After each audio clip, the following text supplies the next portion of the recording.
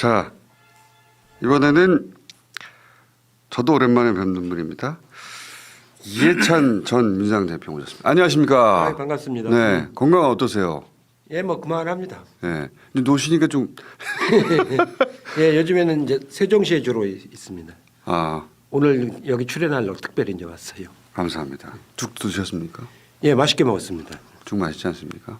예, 아주 맛있게 먹고 해장국은 없어요. 주변에 거기 죽 먹어봐야지. 네. 그래야 뭐 이 바닥에서 할 말 있지.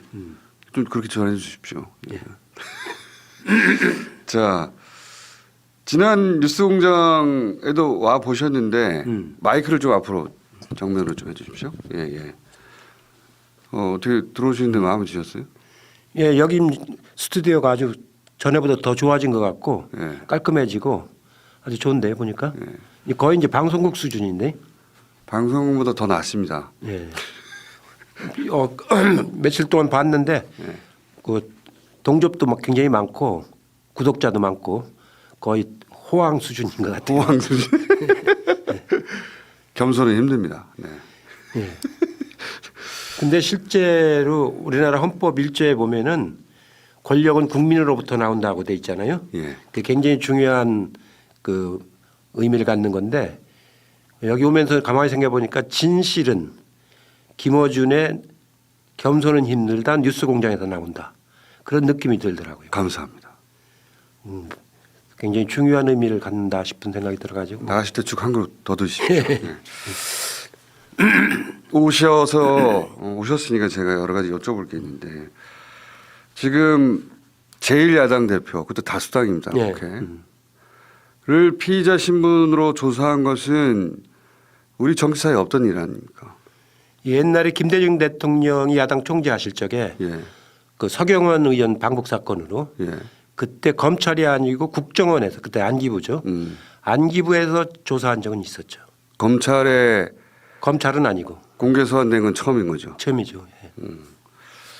사실은 뭐 서면 조사를 할 수도 있고 내용이 뭐 복잡하고 대단한 것도 아니기 때문에 이미 다 밝혀진 사실 아닙니까? 그렇죠. 지난번 몇 년 동안 해가지고 무혐의 처분된 걸 다시 지금 하고 있는 건데 어제 얘기 들어보니까 새로운 게 없더라고요 전혀. 아무것도 없죠. 아무것도 없이 사람만 부른 거죠 지금. 그러니까 망신 주려고 하는 그러니까 것이고 보여주기식이죠. 보여주기 내용을 수사하는 게 아니고 야당 총재도 이렇게 우리가 그 불러낼 수 있다.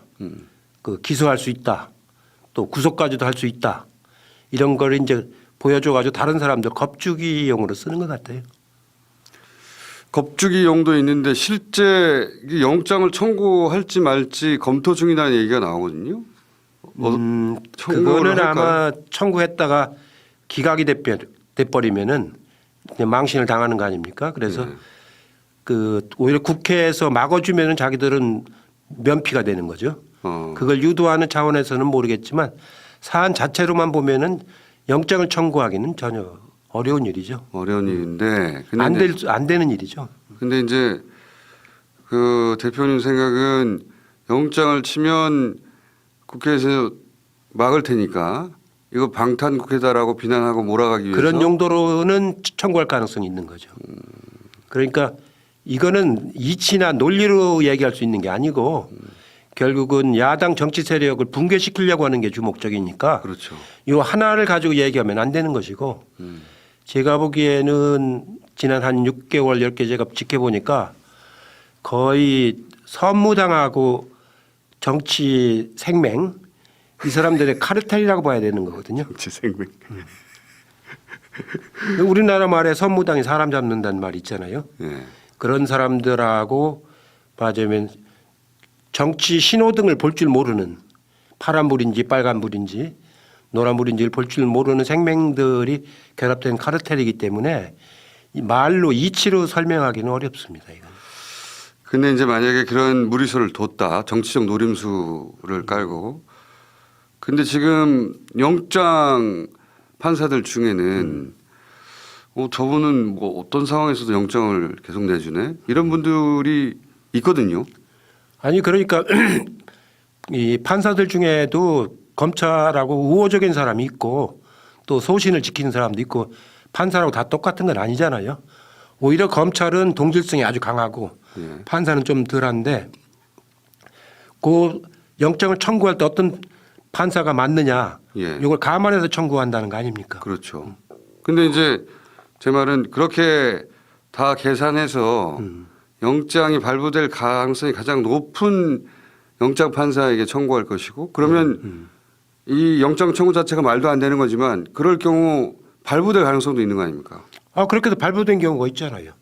지금 이제 가령 옛날 적부심으로 나오긴 했지만 예. 통일부 장관하고 아니 해경청장하고 해경청장하고 국방부 장관이죠. 장관이요. 그런 예. 경우가 발부된 경우도 있지 않습니까? 그렇죠. 바로 풀려나긴 했습니다만. 말이 안 되는 소리지요. 그러니까 그렇죠. 그 다음 사람이 적부심으로 이제 바로 내주긴 했지만 앞에 사람이 영장을 발부한 건 좀 터무니없는 판단 아닙니까? 이재명 대표는 지금 현 정부 아래라면 검찰은 지금 대통령이 백이라고 생각하고 두려움이 없잖아요. 그러니까 그걸 자꾸 이치적으로 따져보면 안 되고 예. 의도가 뭐냐 이걸 잘 봐야 되는 거죠. 제가 보니까 야당 총재를 이렇게 탄압한 거는 아까 말한 김대중 대통령 때 그 안기부가 그렇게 불러서 예. 조사한 적이 있었고 그 다음에 김영삼 대통령이 야당 총재할 때 의원직을 박탈한 적이 있었죠. 예. 그래가지고 당무가지가 비틀어도 새벽은 온다라는 온다. 그런 그 말이 나왔었는데 그런 경우기 때문에 그거는 둘 다 이치적으로는 말이 안 되는 소리 아닙니까? 예. 제 요지는 실제 이렇게 무리수를 꾹 밀고 와서 영장이 발부되는 그런 대형 사태가 벌어질 수도 있다. 뭐 배제할 수 없죠. 배제할 수 없다. 네. 그러나 이제 그렇게 되는 상황이 오면 정치적으로 어떤 소용돌이가 생길지 파국이죠, 파국. 반작용이 생길지 이제 그 상상할 수 있는데 거의 파탄이라고 봐야 되겠죠.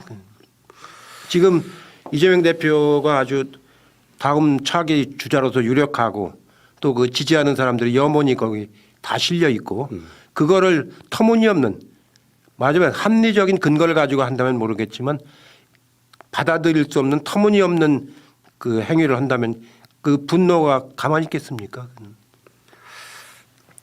야, 주제를 좀 바꿔보겠습니다. 최근 최근 윤석열 대통령이 전쟁 얘기 굉장히 많이 합니다. 예, 호전주의 같은 발언을 너무 많이 해서 예. 대통령이 참 삼가해야 되는 말인데 이게 전투사령관이라면 모르지만 그 통수권자가 호전적인 저렇게 발언을 하는 거는 절대로 해서는 안 되고 위험한 일이죠. 일전을 불사한다는 식의 얘기를 계속 아니 이야기하는 확전을 불사하고 일전이 아니고 확전을 불사한다라고 네. 하는데 이 일전도 해서는 안 되는데 확전까지 하면 어떻게 될 거라고요. 그러면서 전쟁이 나가지고 얼마나 국민들이 고통을 받는지는 우크라이나 전쟁에서 아주 똑똑히 지금 그 경험을 하고 있는 거 아닙니까? 그러면서 이제 전술핵 배치 얘기하고 핵 개발 얘기하거든요. 둘 다 우리 마음대로 안 되는 거 아닙니까? 아니 그거는 참 맥락 없는 얘기인데 예. 이 그렇게 되면 그 동북아가 핵무기의 정글이 됩니다.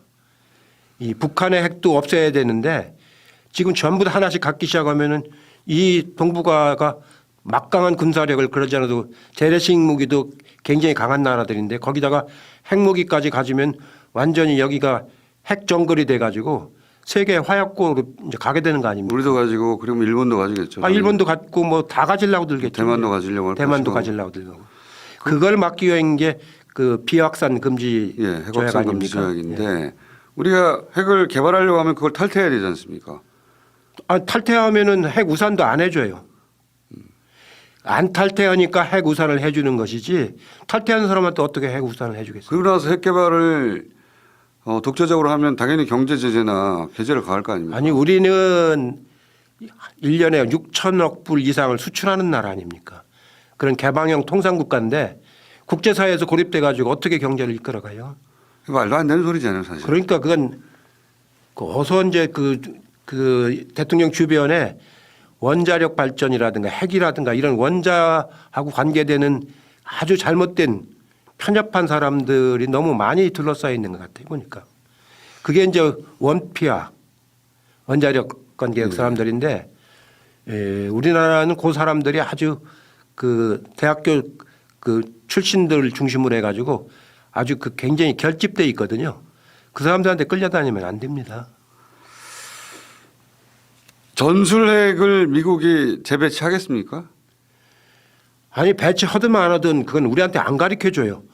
핵은 자기들 건데 왜 우리가 접근하게 하겠습니까? 그렇죠. 그 운영도 자기들이 알아서 하는 거고 배치도 자기들이 알아서 하는 거고 어디다 언제 갔다 왔는지 그런 거 전혀 우리한테 그 군사 동맹 관계라고 하지만 핵에 관해서는 자기들 일방적으로 하는 겁니다. 그 레이더 같은 경우도요. 우리한테 공유하는 레이더가 있고 자기들만 보는 레이더가 미군에는 따로 있습니다.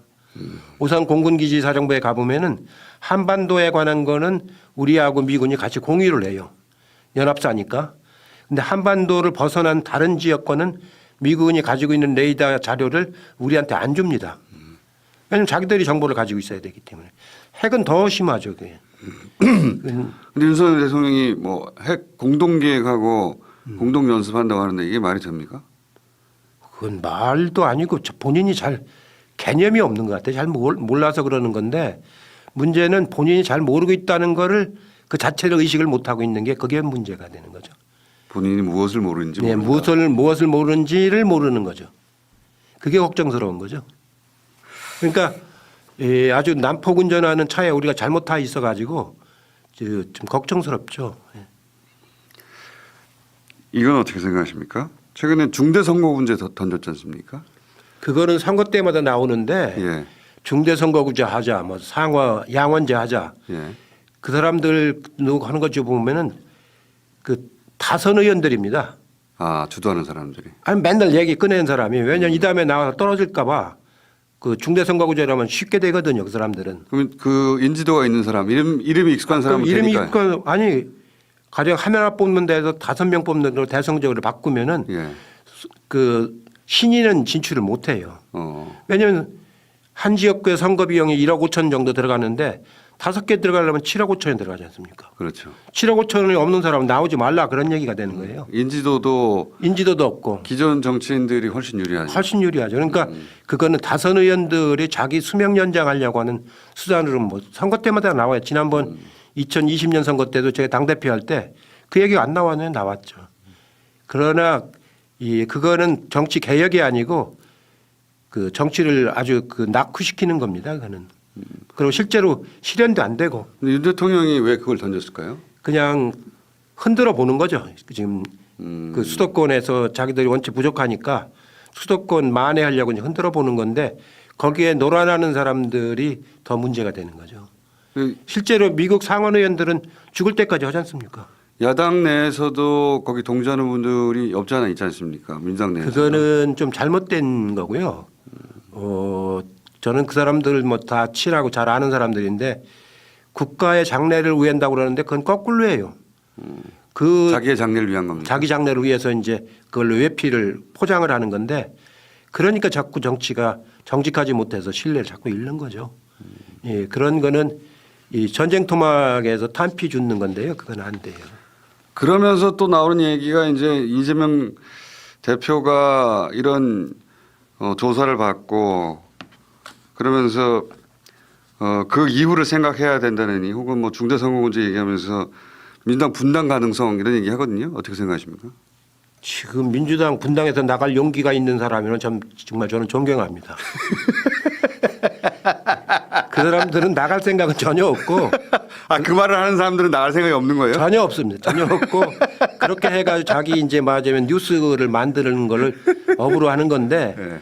그거는 전쟁터에서 탄피 줍는 거하고 그거는 탄피 줬다 다쳐가지고 그건 우리 국민들은 이미 그거보다는 훨씬 더 성숙했지 않습니까? 나갈 생각이 없는 사람들이 요걸로 이제 협박해서 자기 지분을 만들려고 하는 네, 거예요? 그렇죠. 진짜 그런다면 전 그런 정치인들을 제가 한 번도 아직까지 못 봤기 때문에